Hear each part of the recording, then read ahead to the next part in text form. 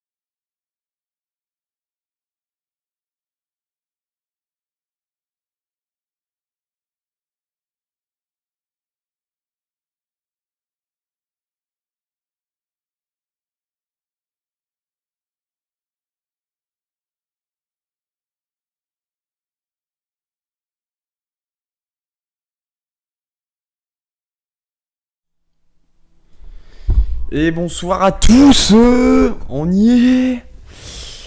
Bonsoir à tous et bienvenue pour ce tant attendu retour de l'émission que vous appréciez le plus et qui a fait connaître cette radio. C'est magique, je suis ce soir avec le plus grand chroniqueur de cette radio, Clément. Bonsoir Clément.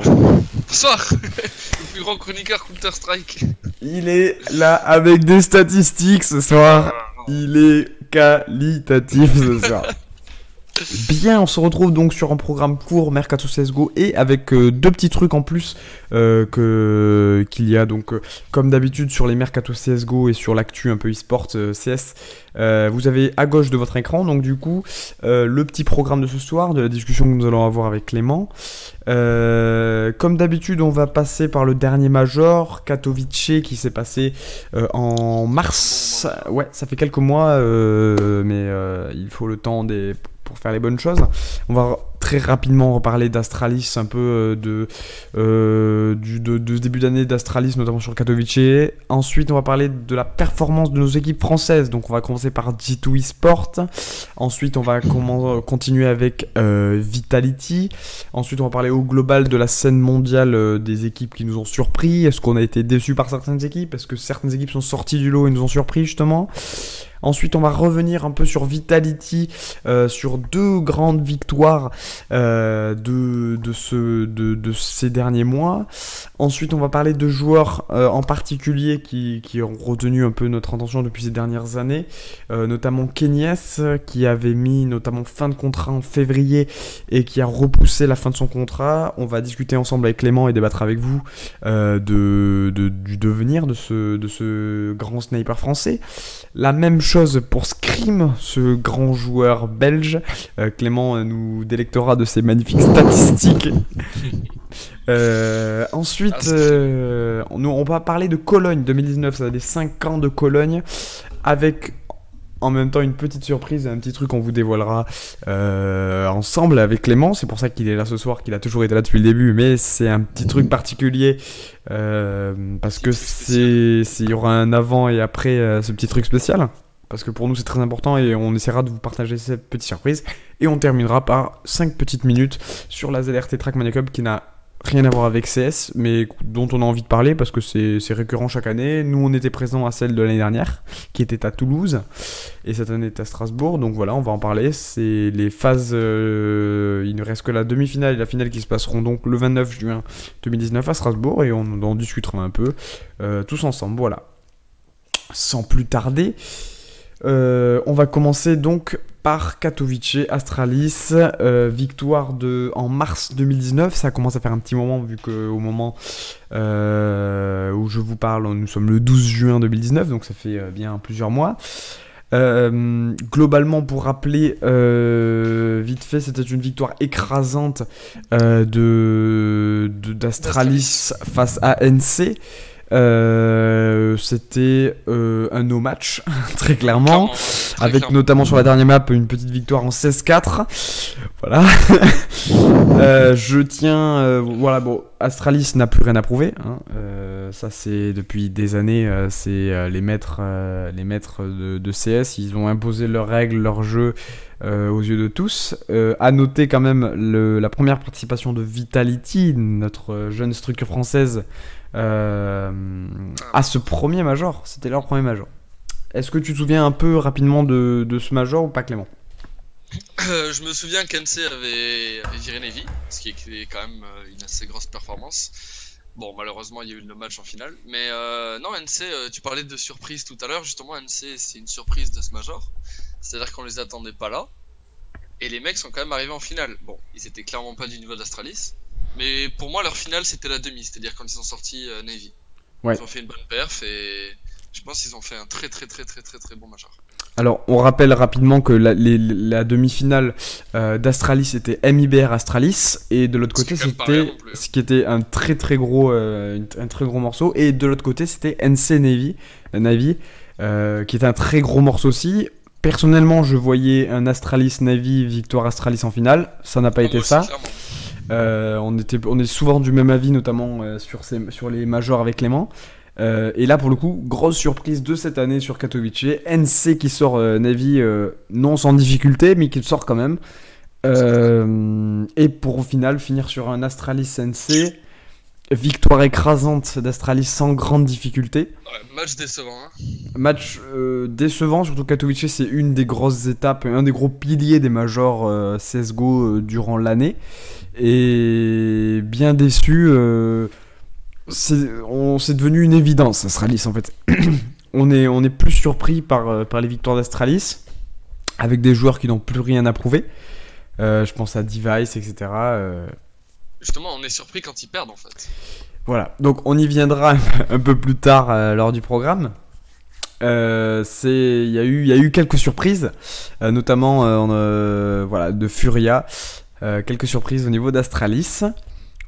Une fois Katowice est passé, grosse période de blanc entre il y a que des petits DreamHack ou quoi, et entre deux après c'est Cologne. Donc on va commencer donc parler des performances. On est quasiment au milieu de l'année, entre guillemets, on est le 6 en juin. En juin, ouais. G2 eSport, Clément, en ce début d'année, en ce milieu d'année, qu'en penses-tu? Moi, G2, j'en pense plus grand chose. Je crois qu'on a déjà tout dit dessus. Ils font pas des choses extraordinaires et en même temps, ils font pas non plus de la merde. Donc, ça reste une équipe top tier ou pas du tout? Non, pas top tier. Je pense que c'est une team. Après, si, ils sont tier 1, c'est sûr. Mais je veux dire, quand on dit top tier, c'est les Astra, les Navy, les teams comme ça. Pour moi, ils sont pas à ce niveau-là. Ils sont juste en dessous, mais ils restent tier 1. Et pour moi, c'est pas une équipe.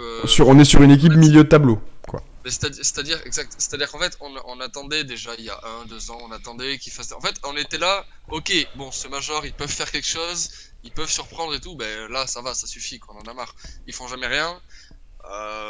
Moi, j'attends plus grand chose de G2, je l'ai déjà dit, mais heureusement qu'on a notre team française. On en viendra juste après. Petite subtilité sur ces derniers mois, voire ces dernières semaines, le kick de Body. De chez G2, très surprenant parce que pour moi c'était vraiment le seul joueur avec Eni qui avait du talent qui restait encore chez G2. Pour moi, Lucky's et Jax, qui sont les recrues 2019, ont tout à prouver encore, hein, c'est des jeunes joueurs, mais qui sont, pour moi, G2 eSport est une machine à gâcher du talent.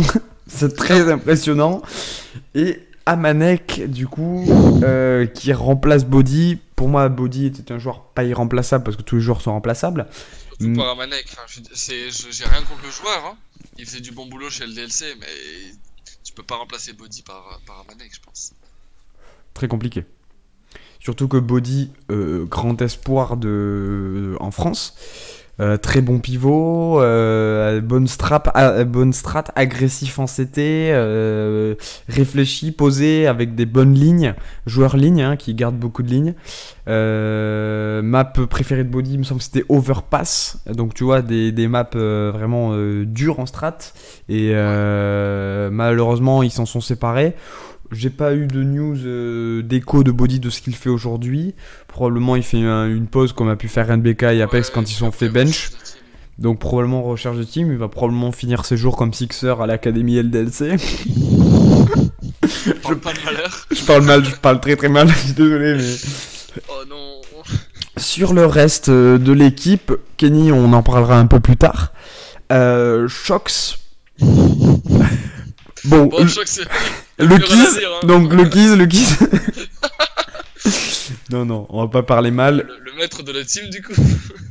Du coup, G2 Esports, sur ça, moi 2019, sur mon point de personnel, je n'attends rien. Parce qu'ils ne peuvent que nous surprendre. Hein, c'est-à-dire que là, c'est-à-dire qu'ils sont un peu au pied du mur. C'est une structure qui paye extrêmement bien ses joueurs, un peu trop à mon goût. Ils ont des joueurs qui coûtent très cher, des joueurs qui ne coûtent pas un centime. Mais c'est bien dommage. Voilà. Moi, déçu parce qu'on nous le survend. On nous vend G2 Esports comme une danette de Nestlé hyper bonne, etc. Et finalement, on se retrouve avec une danette Super U de basse qualité périmée sur chaque major. Je pense que voilà, on nous vend un bon packaging, mais finalement, on se retrouve voilà, avec quelque chose de... Pour revenir à Jax, Amanek et Lucky, bon, remplacer NBK et Apex par Jax et Lucky, c'est compliqué. C'est osé, de base. Mais Jax en termes de stats, il est pas mal. Hein. Il est juste en dessous Allez, de Shox. donne-nous des stats, Clément, donne-nous des stats. Non mais en soi, il est juste en dessous de Shox en termes de statistiques, que ce soit le ratio, les kills ou les headshots. Du coup, il pourrait remplacer Shox peut-être. Mais non, Lucky c'est je pense c'est du 4v5 quoi. Il sert à rien, hein, désolé, mais toutes ses stats sont dégueulasses. Que ce soit son ratio, ses headshots, tout est dégueulasse chez lui. En plus, quand tu regardes les matchs, tu vois qu'il fait des erreurs. Amanek ça va, Amanek il gère bien, mais... Avec un peu plus d'expérience, Amanek quand même. Oui. Lucky, non. Ouais, mais tu parles d'expérience, regarde, Lucky, il a quel âge? 21 ans. Bon, si on parle d'un joueur qui a 3 ans de moins... Non, on n'en parlera pas. Mais pour le même âge, t'as Simple quoi. J'avoue, pour le même âge. T'as Simple. 21 ans, Simple. Eh oui, il a totalement 21 ans. Ouais, bon, Simple, on en parlera dans les autres équipes. Mais bon, voilà, Simple, plus rien à prouver non plus. On passe donc à à une équipe, je me suis habillé en jaune, c'est totalement involontaire, hein, totalement pas fait exprès. Mais notre équipe avec ce magnifique logo détouré de Vitality, la structure qui a redoré le blason CSGO français, oui. Enfin. Qui utilise des vrais joueurs à bon escient. Non, ça fait extrêmement plaisir. On a 6 mois très très chargés pour Vitality, structure très très neuve sur CSGO. Retour sur investissement à 100% pour Neo. Félicitations à lui, il a payé les bons joueurs au bon moment. Très rentable. Je pense, en termes de rentabilité, je pense que Neo a fait le meilleur move sur la scène française depuis LDLC en 2014. Et Kenny chez Titan, mais sinon c'est... Voilà, je vais reprendre chaque joueur, pour mon cas, je vais reprendre chaque joueur et dire ce que j'en pense. Vas-y. Je vais commencer par le plus ancien, je vais commencer par RPK qui continue à me surprendre personnellement. Je loupe très sérieusement très peu de matchs de Vitality, je regarde le maximum, que ce soit sur des compétitions tier 2, tier 3 ou même sur des grosses compètes, sur des gros majors, etc. Sur le CS Summit notamment, on en reviendra tout à l'heure. RPK qui cesse de me surprendre de plus en plus, donc c'est un joueur qui est pas très jeune.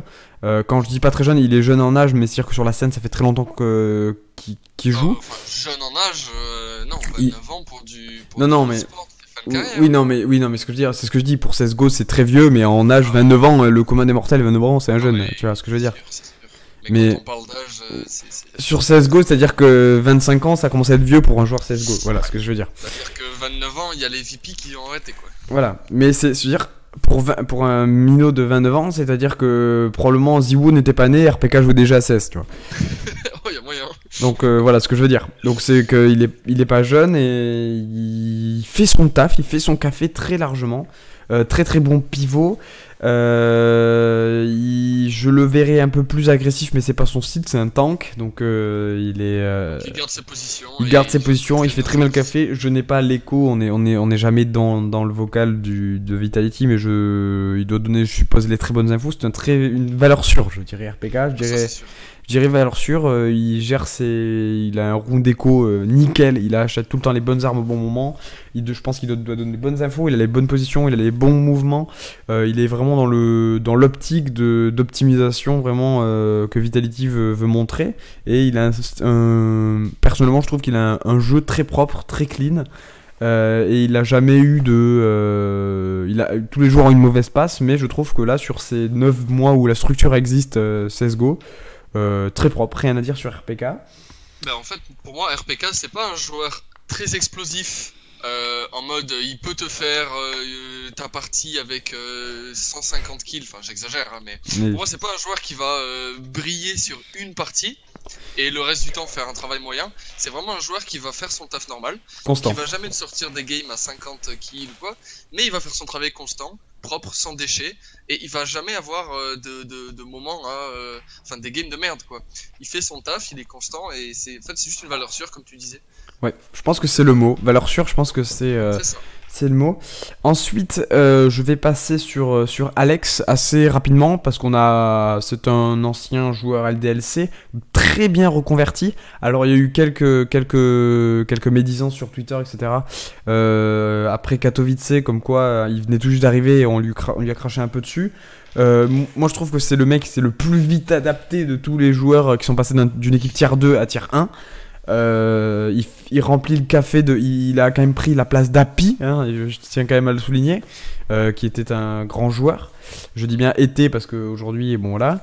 Mais Alex. C'est quoi d'ailleurs aujourd'hui lui ? Oh, je pense qu'il doit être dans une équipe de merde où il a totalement arrêté, je pense. Ah, mais il est chez LDLC.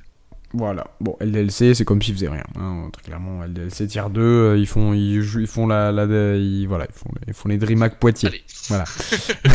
non, mais voilà. Donc pour Alex, je pense que c'est un bon investissement de Vita. Encore une fois, joueur sûr, pas toujours régulier, mais ça va arriver. C'est du travail, hein. C'est très très long de déjà trouver sa place dans une équipe et en plus arriver dans une équipe tier 1 qui est là aujourd'hui dans le top 5 monde. C'est pas simple de trouver sa place, hein, on va pas se mentir, surtout si tu tapes du Astra Liquid toutes les 2 semaines. C'est sûr. C'est voilà, c'est grand respect à Alex, j'attends de voir. Ça peut devenir un joueur très solide. Je pense que ça deviendra un futur RPK dans le sens constant. C'est pas un joueur explosif, c'est pas un joueur il doit avoir une niaque, mais dans un sens où voilà, je pense que c'est une future valeur sûre et je pense que Vitality a besoin de joueurs solides, qui a besoin de moments ou de petits coups de mousse, et ces joueurs-là en fait avec RPK, je pense qu'ils maintiennent un seuil de clairvoyance et de sérénité. Je pense que c'est 2 joueurs très sereins qui sont même physiquement quand on les voit en LAN etc, qui explosent pas dans tous les sens à la Apex, on y reviendra après. Et du coup j'attends de voir, vraiment c'est un joueur qui peut me surprendre. Pour moi je les mets un peu dans la même case que Lucky et Jack, c'est des joueurs où on sait très peu de choses finalement. Mais pour le coup je trouve que Alex est dans la bonne structure au bon moment, à la bonne formation, et j'attends de voir. Et il est à un bon niveau, donc ouais, c'est sûr. Il fait le café, il fait le taf. Donc ensuite du coup je vais garder le meilleur pour la fin entre guillemets. Je vais passer à Apex. Apex, bon pour moi Apex il a plus rien à prouver, hein, il a gagné énormément de choses. Je trouve que ces derniers temps il se démène, mais un truc de fou. Franchement, je trouve qu'il a même... alors même si au niveau des stats, ça se voit pas forcément. Au niveau du jeu, au niveau d'implication, moi je regarde beaucoup. Il y a beaucoup de... Comme ils sont maintenant sur des top 5 mondes, ils font que des majors où on les voit physiquement. C'est-à-dire il y a les cams sur eux, etc. Il fait beaucoup d'interviews, etc. Et... Bon, c'est un joueur qui est très... il est tout l'opposé de RPK et d'Alex. Là, pour le coup, on est sur un ouvreur. Donc un ouvreur, c'est le rôle un peu ingrat de CS. Mais c'est pour moi le meilleur ouvreur que n'aura jamais CSGO. C'est-à-dire que il a un rifle qui est... il a une M4 que très peu arrivent à avoir. Il a un niveau incroyable. Une polyvalence, c'est-à-dire que le mec est partout à la fois. Il y a 5 Apex à chaque fois sur la map. Voilà, c'est du 10v5. Non, Apex, pour moi, je suis un peu en 50-50 dans un sens où, pour moi, il n'a plus rien à prouver dans un sens où il a gagné il a gagné beaucoup de majors. Il commence à se faire vieux sur la scène. Voilà, il était au début, il était chez Very Games, etc. Et d'un côté, il peut toujours surprendre parce que ça reste Apex. Dans un sens où on sait qu'aussi que c'est une valeur sûre, mais là pour le coup on est sur autre chose, c'est-à-dire que lui il va être plutôt dans le sens, il tire l'équipe vers le haut, et il va donner ce petit coup, je pense que c'est lui, c'est un peu le Adil Rami de Vitality, mais en jouant sur le terrain, tu vois, c'est le mélange entre Griezmann et Adil Rami, quoi. C'est-à-dire qu'il booste l'équipe, et je pense qu'aux entraînements, au bootcamp et tout, il booste tout le monde, il est très explosif, c'est un joueur qui, je pense que c'est un joueur qui marche à la confiance. C'est-à-dire que si un joueur, les joueurs autour de lui sont solides, bah lui il va se dire putain, il faut que je m'y mette à balle. Et en plus il va booster tout le monde. Et je pense que c'est un mec qui est plein de bonnes vibes. Et bon, Apex, connu pour ses mèmes et pour plein de choses sur internet. Et voilà. Apex, c'est pas que j'attends rien parce que j'attends toujours quelque chose d'Apex. Parce que moi j'ai été très rarement déçu, même quand il était chez G2. C'est un des mecs que je suivais le plus. Avec NBK et Kenny. Et du coup, voilà. Apex, je vais apprécier le voir, le regarder. C'est quelqu'un où on peut voir plusieurs. Pour regarder ses moves, il a tout le temps quelque chose. Il essaye tout le temps d'avoir un coup d'avance, etc. Vu que c'est un ouvreur, il va vers le fight. Il a des très bonnes smokes, très bonnes flash. Après, il a sans doute des coachs qui sont derrière et des mecs qui travaillent pour lui, je suppose. Mais il a un jeu très très plaisant à regarder. Très très plaisant à regarder. Bah, c'est sûr que on en parlait, le style de jeu d'Apex, il est plus plaisant à voir dans un sens que celui de RPK par exemple, parce qu'en fait, il va toujours chercher à surprendre et à prendre des risques pour donner l'avantage à son équipe. Et c'est sûr que c'est plus plaisant à voir qu'un RPK, mais un RPK, bon, c'est safe, c'est la sécurité, on lui en demande pas plus. C'est la sécurité. Alors là, pour le coup, oui. Moi aussi, j'aime beaucoup voir. Après, Apex, du coup, est beaucoup moins, du coup, comment dire, régulier. Ouais, c'est ça. C'est normal, c'est un ouvreur en plus. C'est un ouvreur. Donc, il a un rôle un peu au niveau du sacrifice, mais dans un sens où, pour le coup, c'est beaucoup plus sinusoïdal, du coup, c'est perf. Parce que il peut changer carrément un round. Voilà. Ça, le truc, c'est un peu la magie de Apex. C'est-à-dire qu'il peut il peut passer au travers d'une compé et être noyé dans la masse des joueurs vraiment parce qu'il a pas trouvé le truc ou il sait pas. Il se fait deny dès le début, il peut pas faire son opening. Il prend des têtes, voilà. Mais s'il explose, il va amener son équipe très loin. Et c'est le grand avantage d'Apex. C'est un pour et un contre. En parlant d'amener sa team très loin quand il explose et qu'il fait des kills, si on regarde sur les 12 derniers mois, à chaque fois qu'il fait le premier kill, son équipe gagne le round à 80% du temps. Donc il fait son rôle d'ouvreur énormément. C'est énorme. Moi je vois Apex comme un fusil à pompe qui fait énormément de dégâts mais qui a du recul. Et je trouve que c'est au niveau de la métaphore, c'est ça.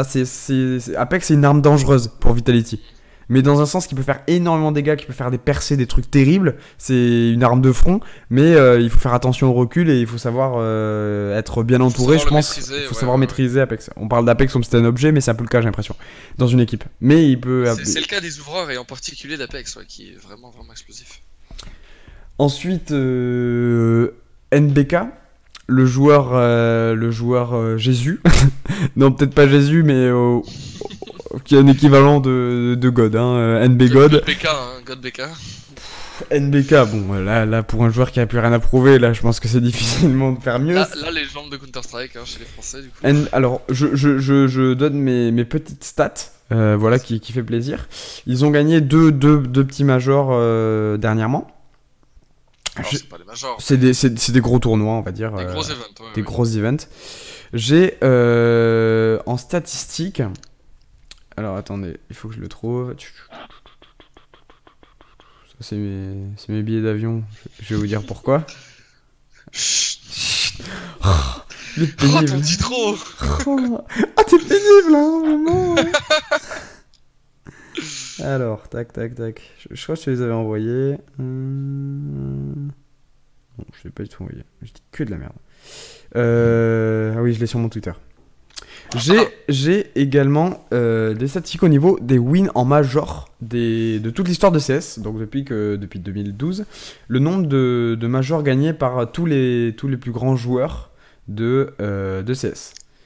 Donc, alors, elle a été mise à jour le 10 juin, donc c'est il y a 2 jours, donc c'est-à-dire qu'il n'y a pas eu de major entre-temps. Les 5 Moi, je crois pas. C'est globalement les 15 premiers, à part NBK, parce qu'il est dans les 15 premiers, c'est quasiment que des Suédois ou des Danois. Donc c'est que des équipes Astralis, Fnatic, voilà. C'est que... ouais, North, Non, North, non. même pas. Il y a un petit Zeus, il y a une petite... ouais, ou du NiP. Voilà, où il y a un petit Zeus et Guardian qui se baladent à 17 victoires en major, mais voilà. Et globalement, c'est que du Xizt en premier, avec Xizt et Olof, c'est ceux qui ont gagné le plus, avec 24 victoires. Enfin, 24, je sais pas comment dire, titres, on va dire titres, voilà. Après, c'est Forest et Get Right en deuxième position. Donc, c'est quasiment que des mecs qui ont joué ensemble, quoi. Xizt, Olof, Forest, Get Right. Et ensuite, en troisième position, nous avons le premier français avec Freiberg avec 22 titres. Et ensuite, on descend à GW, Flecha, Divide, Xipex, Dupré, Crims, Flifaren, Zeus. Donc, c'est-à-dire que c'est le seul français qui arrive à sortir à la tête de l'eau et à essayer de taper les titres. C'est-à-dire qu'il est à 2 titres d'être au niveau de Hall of Meister.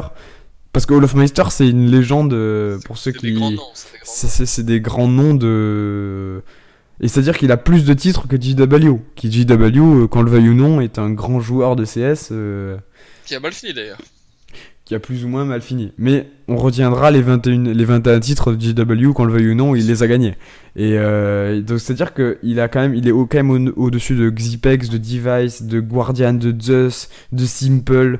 Ouais, parce que le problème avec les Astralis, enfin le problème, c'est que tu regardes NBK, ils gagnaient des titres avant que eux soient vraiment... parce que Astralis, avant c'était TSM, et ouais. Ça brillait pas non plus. C'était pas incroyable. Donc Astralis, ils sont vraiment donc, bons depuis 2-3 ans. Quoi. Petite... Bon, après, ils roulent sur tout le monde depuis 2-3 ans. Mais...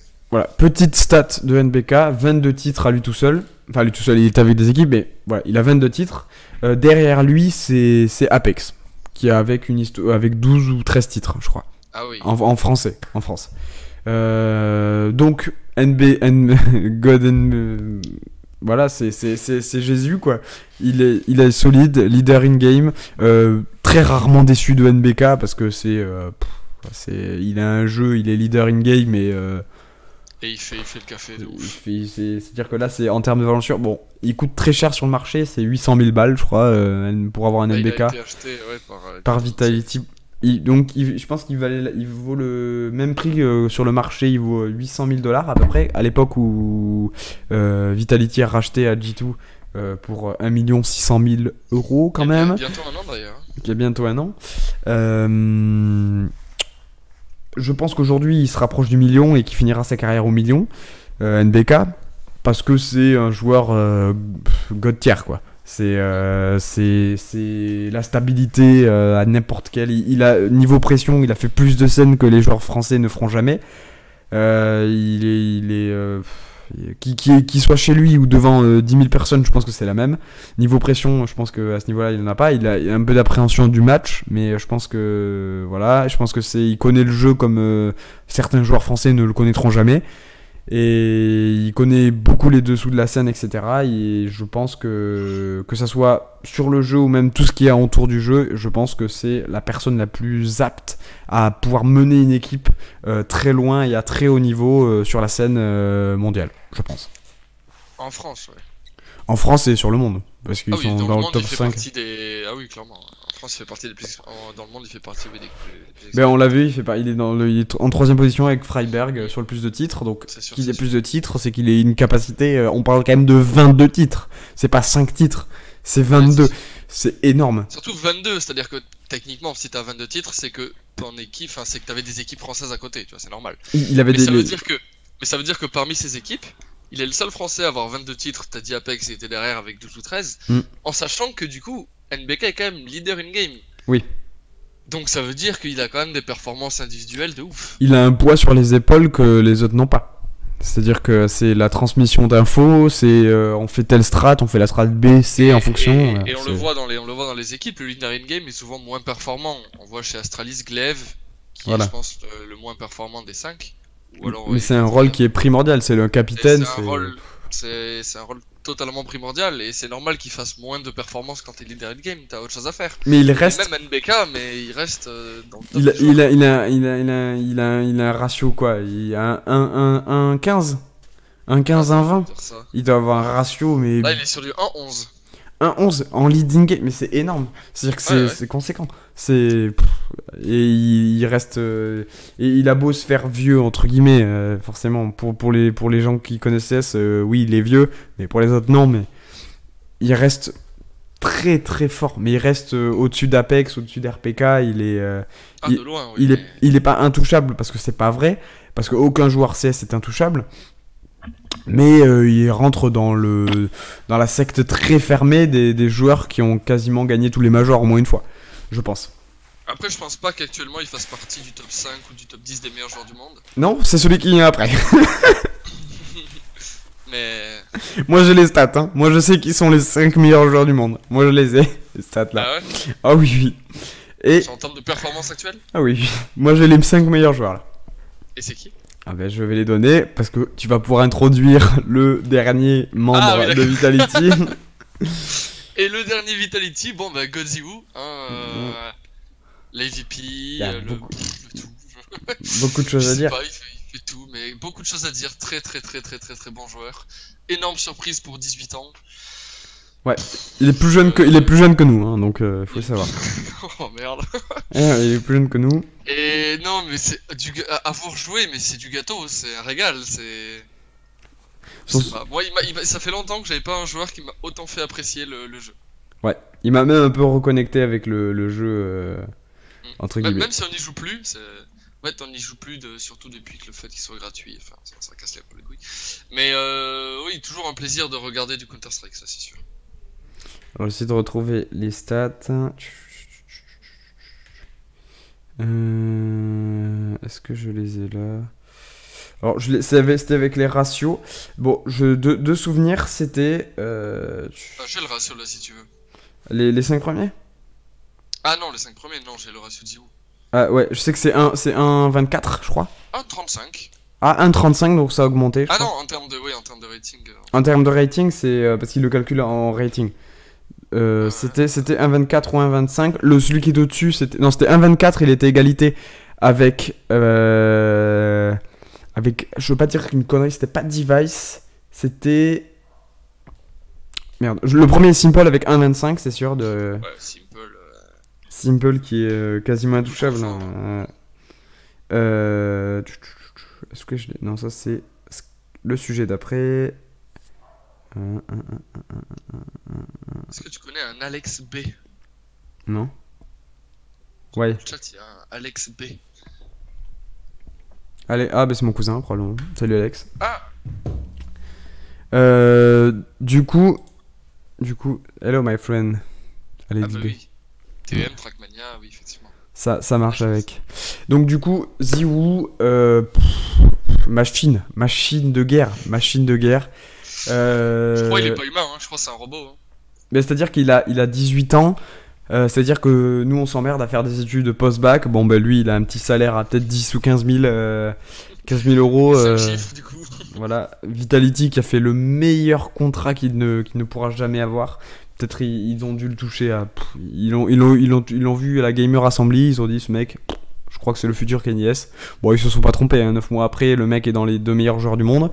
Il a un ratio incroyable, il est sniper de l'équipe de Vitality, mais il peut prendre n'importe quel poste, je crois. Machine de guerre, c'est-à-dire qu'il est à... Il clutch des rounds que même Kenny est incapable de clutch. Voilà, toutes les victoires Vitality, c'est je veux dire à 30%, 30-35% à Ziwu. Parce qu'il faut quand même garder au fait qu'il y a quand même NBK, Apex dans l'autre équipe, mais Ziwu... Oui, il a quand même une team à côté, avec un ouvreur, des pivots et tout, mais c'est sûr que Ziwu, il fait un taf phénoménal. Incroyable. Phénoménal. Zinedine Zivou. Tu disais, oui, c'est le sniper de l'équipe, mais qui peut faire aussi autre chose. Si on compare à Kenny S, donc sur les 12 derniers mois, ils ont quasiment autant de kills tous les deux snipers, hein, 2300 pour Zivou, 2240 pour Kenny. Mais kills au rifle, donc au fusil, 920 pour Kenny, 2000 pour Zivou. C'est énorme. Quasiment autant de kills au rifle qu'au sniper. C'est très très conséquent. C'est énorme. C'est énorme. Et pourtant, au sniper, c'est le dieu actuellement. Donc, je vais juste enchaîner avec. Ils ont gagné deux titres, le CS Summit et le CS saison 7, quasiment dans la même période. Ils ont fait quasiment les deux à cheval. C'était en mai. Le CS Summit, c'était très très chaud. Le Summit était plus gros, hein, comme le Summit, c'était gros, c'était à Los Angeles en plus.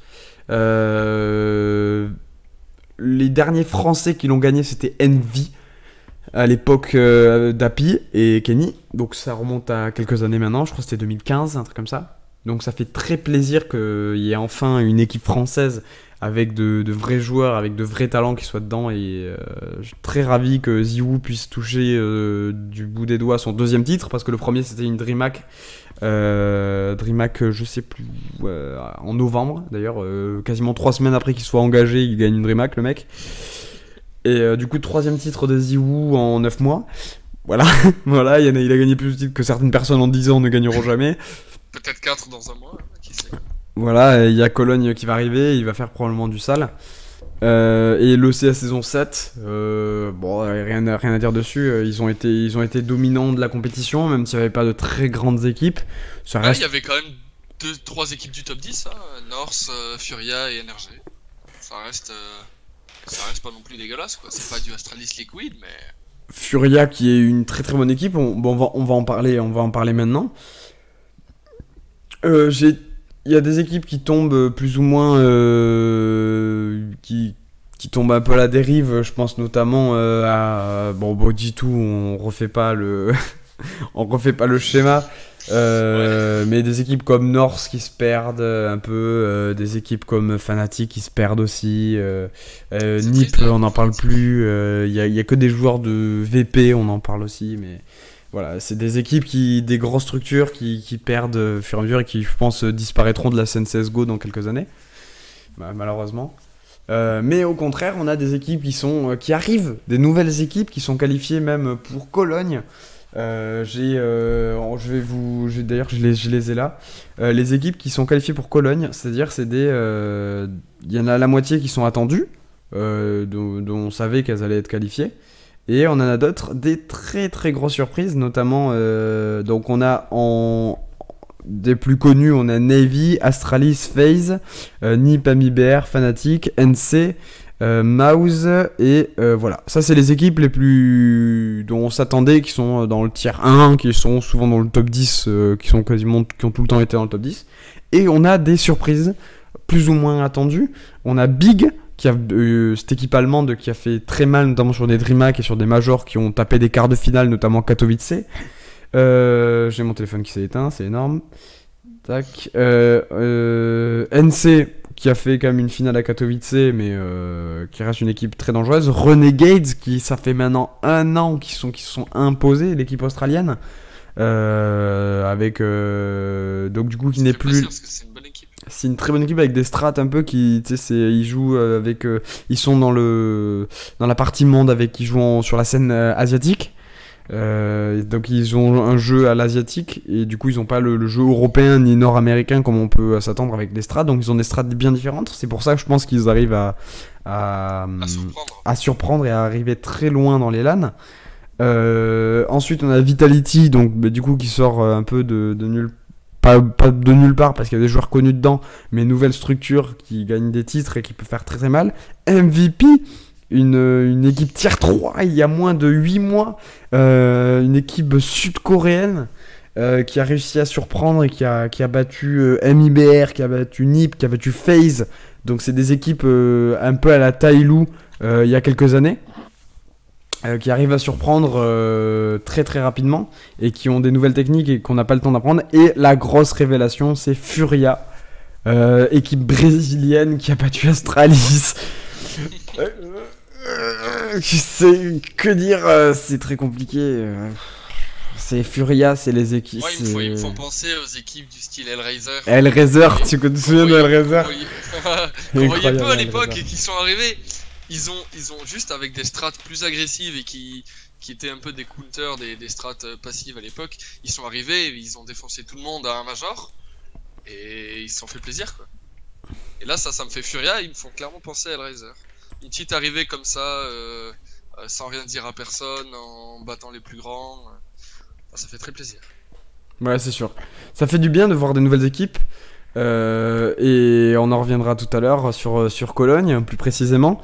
Ça fait du bien d'avoir des équipes jeunes, avec des joueurs très peu connus, affronter des équipes avec des line-up de plusieurs années, qu'on sait qu'ils ont fait leurs preuves et qui dominent la scène. Ça va être très très plaisant à voir les matchs.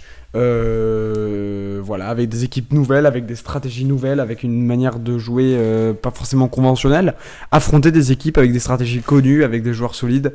La confrontation va être très intéressante. Tu évoquais le cas d'Hellraiser tout à l'heure.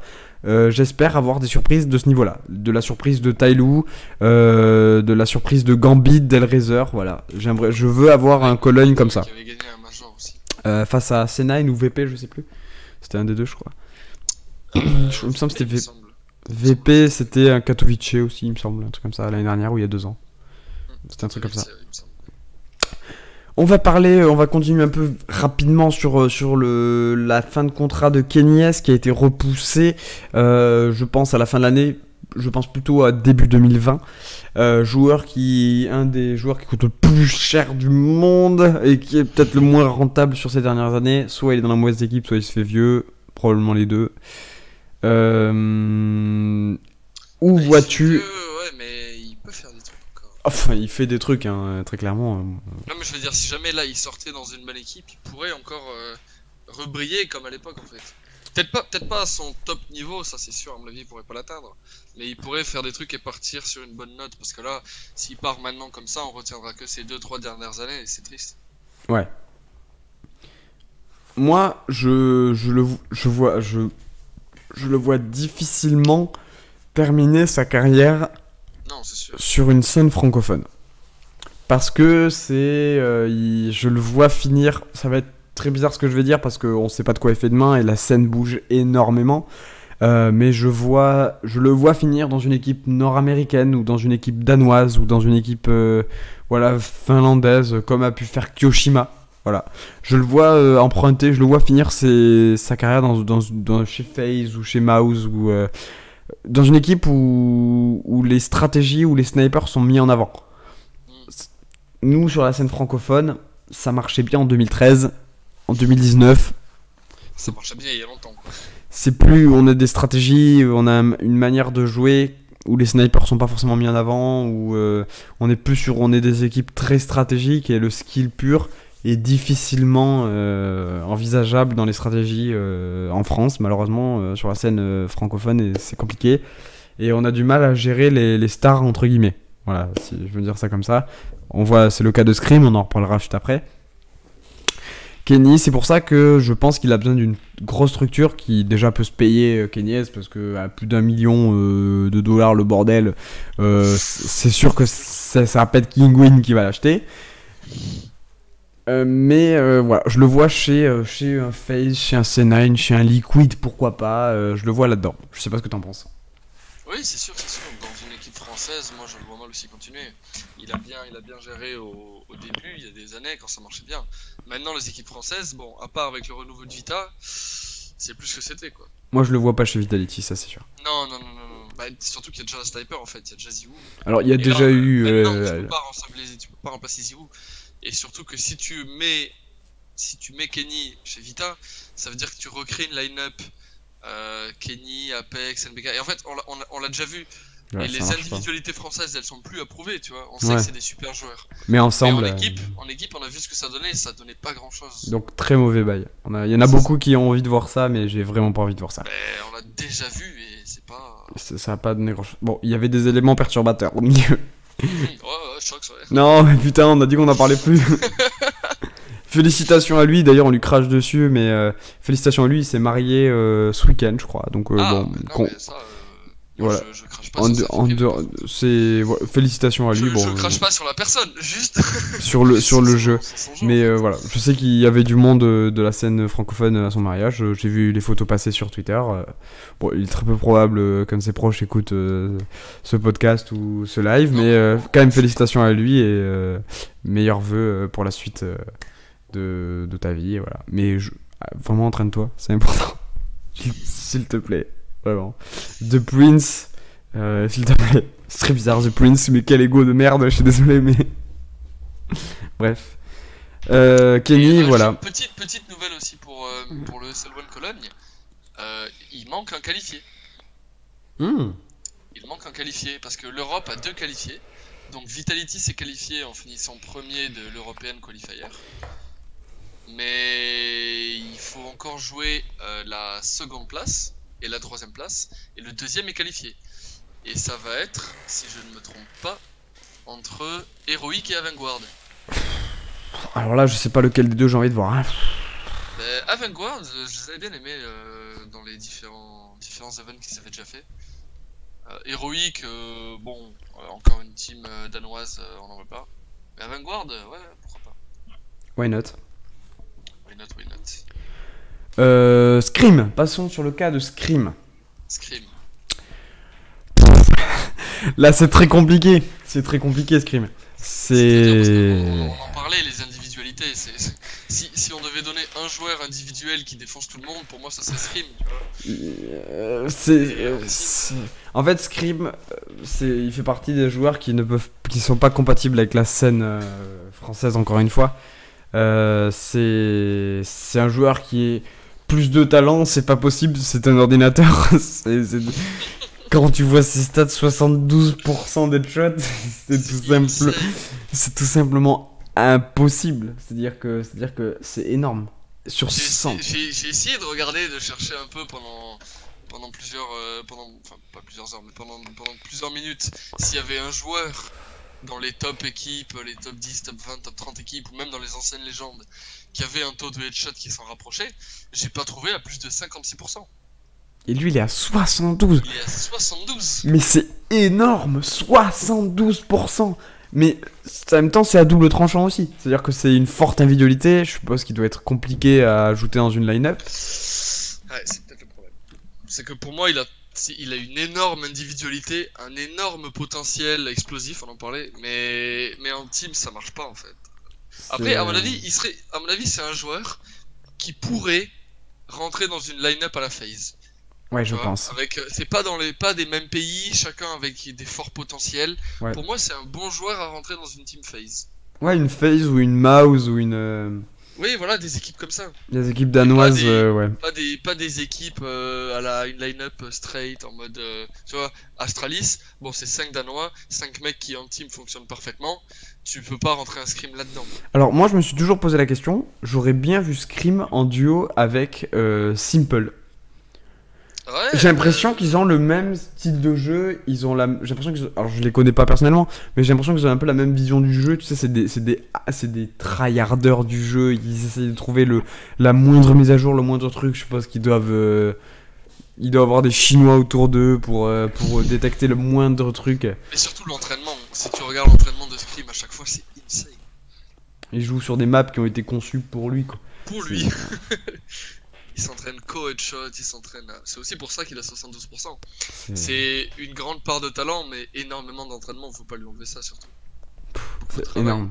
C'est énorme. C'est vrai que si tu faisais une line-up avec Simple, Scream. Moi je verrais bien une Legend, mais pas une Legend line-up. Si tu devais me faire une équipe vraiment, je verrais une Simple Kenny. Scream. Bon, évidemment, fonds monétaire illimité, parce que sinon ça va coûter cher. Mais je verrais bien une simple Kenny Scream. Nico Dupré, peut-être. Ah, j'avoue. Ça pourrait être pas mal. Vraiment légende, quoi. Ou Ico, tu vois, limite. Vraiment, tu veux taper dans les vieux joueurs. Mais Ico, le problème, c'est que c'est un super joueur, mais je trouve qu'il a jamais vraiment été dans les bonnes teams. Non, mais c'est un Scream, tu vois, c'est un Kenny, tu vois, c'est les mecs qui ont jamais trouvé... Putain, c'est dommage, parce que tu vois, ces joueurs qui ont... Tu les vois, t'es là en mode, mais eux, c'est les futures étoiles montantes du putain de jeu, mais non, parce qu'ils tombent pas dans les bonnes teams. Ou peut-être parce qu'ils sont pas compatibles à des teams aussi. Je sais pas. On sait pas, on connaît pas les vues intérieures du. C'est ça, on a pas, déjà on n'a pas toutes les infos, et puis tu peux pas tout savoir en fait. C'est impossible, on peut pas tout savoir. Du coup, Scream, voilà, moi je le vois. Là, il est chez Gamer Legend, je crois. C'est une équipe tier 3. Ils sont 40ème, hein, World. Tier 3, c'est compliqué, quoi. Mais. Ouais, il tape du Epsilon, il tape du Optique. Voilà, tier 2, tier 3. Et forcément, ça doit être un viol collectif à chaque fois qu'il joue en LAN, mais c'est sûr que c'est dommage, parce que c'est un talent gâché, quoi. C'est un Kylian Mbappé au TFC, quoi, j'ai l'impression. Non, mais j'ai l'impression que c'est ça, quoi. Oui, non, mais oui. C'est sûr. Voilà, un Zidane à Roubaix, quoi. Oh, je l'avais pas vu, lui, c'est qui, lui? Okolicius. Non, mais il jouait avec ses potes de fac, écoute, il se fait plaisir, mais... C'est dommage, quoi, c'est vraiment dommage. Voilà, son avenir, entre parenthèses, depuis maintenant des années, et ça fait mal, quoi. Après, je dois avoir une vision du jeu, mais un truc terrible. Il doit avoir des réflexes de... Oh non, mais les réflexes, ça le définit, en fait. Il a mis des shots que personne ne remettra jamais. Il a mis des réflexes que tu pourras jamais mettre. Même sur Dust, au Doors, sur Mirage quand il est au B-site. Mais sur n'importe quelle quelle map. One Bullet, oh là là, mais non, mais des shots que tu ne reverras jamais. Le Mirage là, sur la fenêtre, dans le kitchen. Le Mirage, il est sympa. J'ai quand même préféré le Dust quand il one-tap le City. Oui, au-dessus de la caisse. Mais oh là là. Mais non, mais tous ces shots sont incroyables. Ça rentre dans... Ouais, c'est une machine à spectacle. The Headshot Machine, Olaf l'a dit très clairement. Headshot. C'est une machine à spectacle en fait, ce gars. Mais comme tu disais, c'est un peu un Simple en fait. Simple aussi, c'est une machine à spectacle. Bon, après, il a pas et je pense pas qu'il a la régularité de Simple, parce que Simple est le joueur. Pour moi, Simple est le joueur parfait. C'est-à-dire qu'il a toutes les stats possibles. Toutes les armes, genre EVP, Rifle, il peut tout faire. Simple est le joueur parfait. C'est le mélange entre Kenny S, Scream, NBK. Et la cohésion d'Astralis.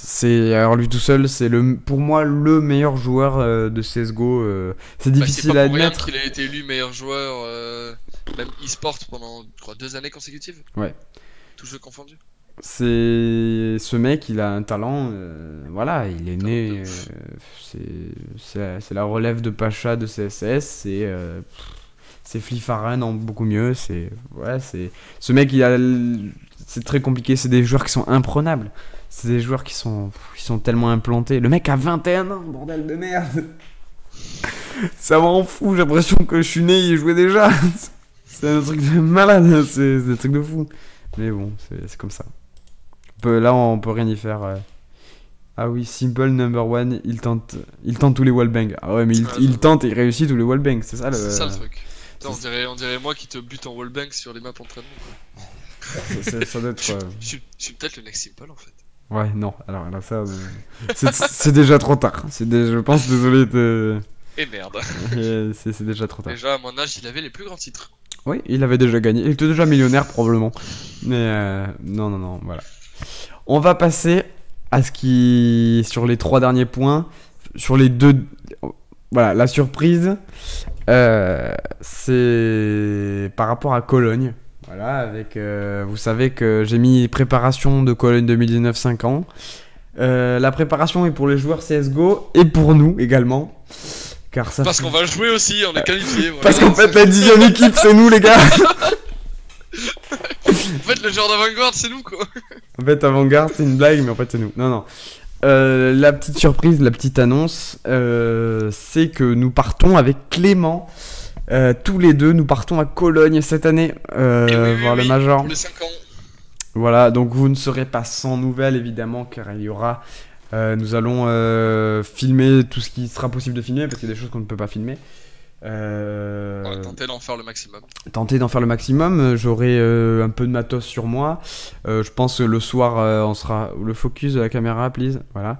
J'essaierai de faire quelque chose de quali. Ça sera sur 3 jours. Ça sera le vendredi, samedi, dimanche. Faire des débriefs le soir en rentrant. tous les deux. Dans les bars.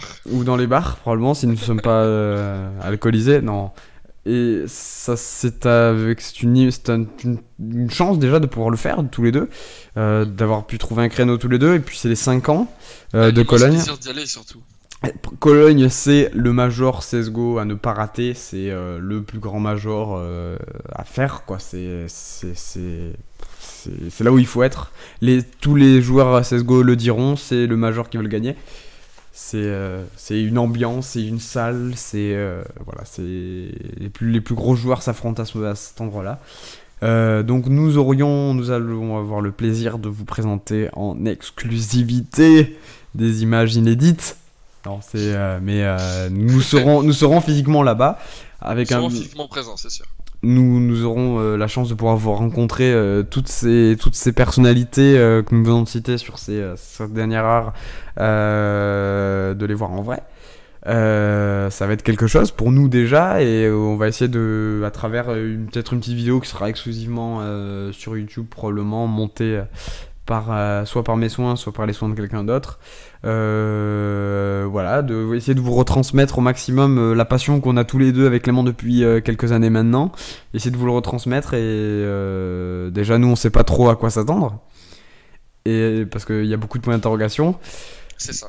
Et on va essayer de faire ça au mieux, de vous partager un maximum d'émotions, voilà, parce que Cologne c'est quelque chose, pour ceux qui s'y connaissent un peu, voilà, c'est le Grand Prix de Monaco de la Formule 1, c'est la Coupe du Monde de CS, quoi, je sais pas trop à quoi le comparer, ouais, c'est le Roland Garros du tennis, quoi. C'est les Jeux Olympiques, voilà, de CS, quoi, c'est l'event auquel t'as envie d'aller, en fait. Voilà.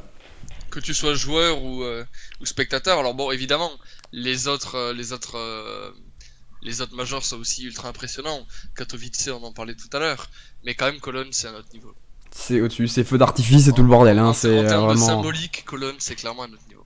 C'est une très très grande salle. Ouais, il faut le faire une fois, donc on sera là, j'aurai un peu de matos pour essayer de vous, voilà, ce que je disais, pour vous retransmettre. Ça sera, j'aime pas dire ce terme, mais ça sera un vlog, machin, mais je déteste ce terme, il m'horripile, mais voilà, on va essayer de faire quelque chose d'assez sympa, vous donner un petit débrief, et voilà, on va voir comment ça va se tourner, mais on va essayer de faire ça au mieux possible. Alors on n'a pas des moyens incroyables, mais... Non, ça va être totalement amateur, hein, mais... et filmé avec le cul, mais bon. Bon, ça devrait aller quand même, niveau matos. Oui. Voilà. Pour CES, si tu as quelque chose à conclure pour cette première moitié d'année, ouais, avant de passer sur autre chose. Non, juste voilà, revenir sur les performances de Vita, les petites wins au CS Summit et à l'ECS. Très très très très agréablement surpris. Et j'attends beaucoup de Vita pour ce Major. Je pense clairement pas qu'ils le gagneront parce que ça va être compliqué.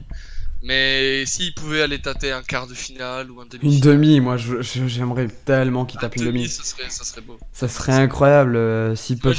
Imagine, ils gagnent Astralis en demi-finale.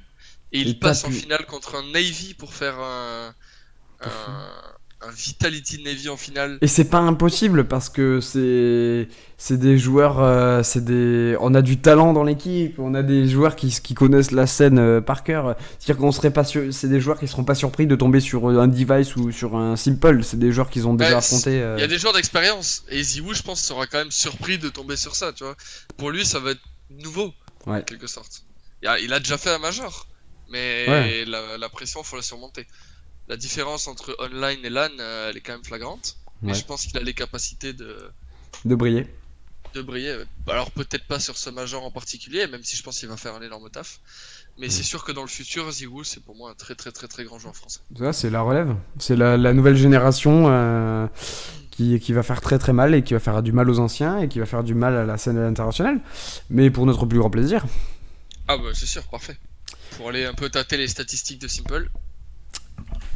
Et donc, très rapidement, j'ai mis en dernier Actu Trackmania ZRT, parce que comme vous n'êtes pas sans le savoir, il y a actuellement, les phases de qualification sont terminées, et il y aura le 29 juin 2019, les demi-finales et les finales de la ZRT Trackmania Cup, quelque chose qu'on suit tous les deux avec Clément.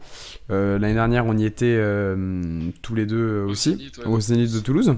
Victoire de Carl Junior à l'aise.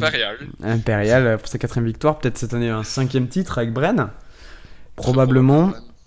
Je vais vous donner, pour ceux qui sont intéressés, les demi de finale. Donc là, c'est vraiment encore un public encore plus averti que pour CS. Là, c'est vraiment précis. Cette année, la particularité, c'est que c'est en duo en plus de ça. Nous avons dans la première demi-finale Bad Lulu et Scrappy. Bad Lulu, joueur très jeune, Scrappy, joueur expérimenté. Ensuite, nous avons Cap et Papou, 2 joueurs expérimentés aussi. Wingobert et Gwen, 2 joueurs un peu moins expérimentés, mais chaud. Wingo aussi expérimenté, mais Gwen, tout nouveau. Tout nouveau. Ensuite, nous avons Revo et Matt. Bon, là, c'est compliqué de faire mieux. Hein. Enfin, si, il y a Carl et Bren, mais Matt est très très solide et Revo, on n'en parle même pas. Revo, il est là depuis le début et il est toujours là, quoi. Donc, pour la première demi-finale, c'est ça. Moi, je voudrais voir... Bon, en premier, pour moi, ça sera du Revo Matt. Et j'aimerais bien voir un Cap Papou pour pas passer, parce que Papou, il a toujours été sur la scène et Cap jamais. Mais voilà, Cap, ça fait... c'est un joueur de la maison, j'ai envie de dire. Donc, voilà, j'aimerais bien voir ces deux passer. Je sais pas ce que tu en penses. C'est ça, ouais, Gwen 15 ans, comme il dit dans le chat. Moi, ce que j'en pense, c'est que, alors, je suis d'accord avec toi, mais juste Matt, en fait, je sais pas à quoi m'attendre parce que je l'ai jamais vu. Alors, il est monstrueux. En fait, peut-être, je l'ai jamais vu, donc moi, je pourrais pas donner mon point de vue sur ça. Mais s'il est du niveau de Revo ou même supérieur, je pense qu'il aura aucun problème. Enfin, aucun problème. Non, quand tu vois les autres participants, tu dis pas aucun problème, mais je pense qu'ils ont clairement les armes pour se hisser en finale. Cap et Papou, c'est très solide. Et je pense que le choc viendra de Wingo et Gwen. Parce que Gwen, 15 ans, en fait, il est excellent. Il a énormément de talent. 15 ans aussi, je crois, hein, 15 ou 16 ans. 16 ans, il me semble, lui maintenant. Ouais, mais juste Gwen n'a jamais fait de scène. Et je pense que c'est ça, en fait. On peut pas dire s'il va tenir la pression ou pas. Et je pense que c'est dommage, mais je pense qu'il y aura un choc de sa part. C'est-à-dire qu'il est très bon. Je remets clairement pas en cause son talent, mais je pense qu'il va choc au vu de la pression sur scène.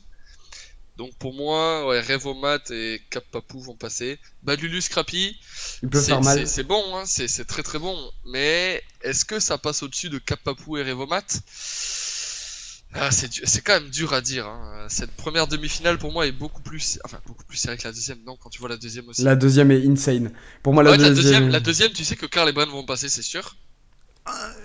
On sait pas, mec. Non, mais c'est obligé. Carl et Bren passent la deuxième. À chaque fois, regarde, l'année dernière, il y a 2 ans, on disait, ouais, Carl, cette année, peu de choc quand tu vois les times, quand tu vois les trucs en round. Sauf que Carl, quand il arrive en finale ou demi-finale, c'est plus le même homme que quand il joue chez lui pour les qualifs ou quoi.